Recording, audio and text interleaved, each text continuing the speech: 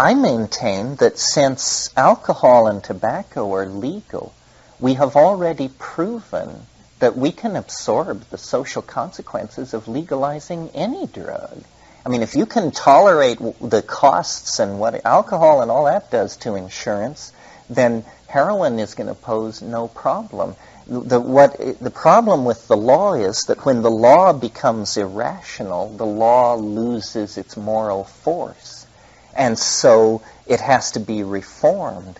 And this is, I believe, very difficult in this drug area because nobody's being straight about what's at issue. The real issue, like let's take cannabis, which is, most people, whether they smoke cannabis or not, have the impression, I think, that this is a generally benign and over-discussed peril. And yet, I cannot imagine America legalizing cannabis simply because its psychological consequences are that it erodes loyalty to the work ethic.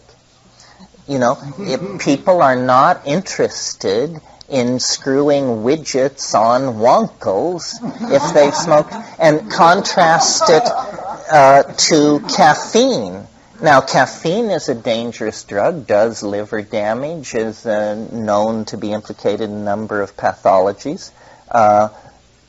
And yet, every labor contract signed in the Western world enshrines the right of laborers twice a day to stop the assembly line and tank up on coffee.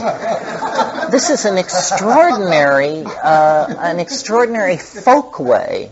And why?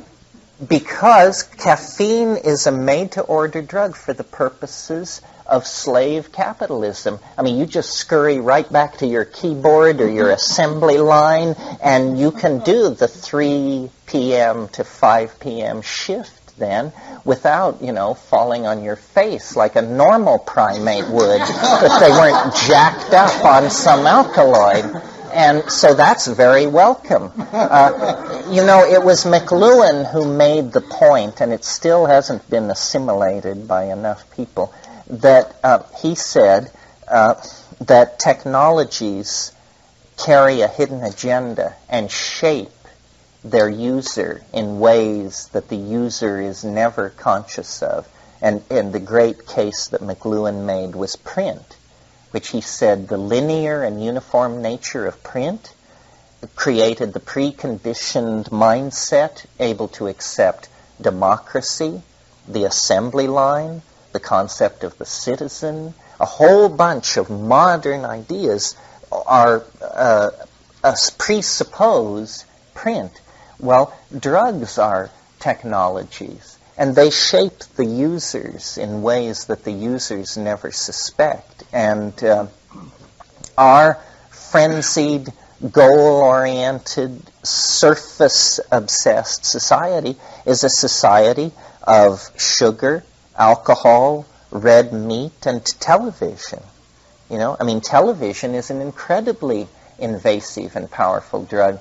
The average American watches 6 hours a day. Imagine if, following World War II, a drug had been introduced, that now the average American spent 6 hours a day absolutely loaded on this drug, doing nothing else. But because we are materialists, we don't see television as a drug, and yet your blood pools in your rear end, your brain waves fall into a measurable zone, you fixate. There is an entire set of symptoms, no less dramatic than the symptoms of smoking a bomber or honking up a line. But we don't see television that way. And the horror of television is you don't even get to have your own trip. You have somebody else's trip, sponsored by the cosmetically enhanced surfaces of products. I mean, talk about a hell drug, my God.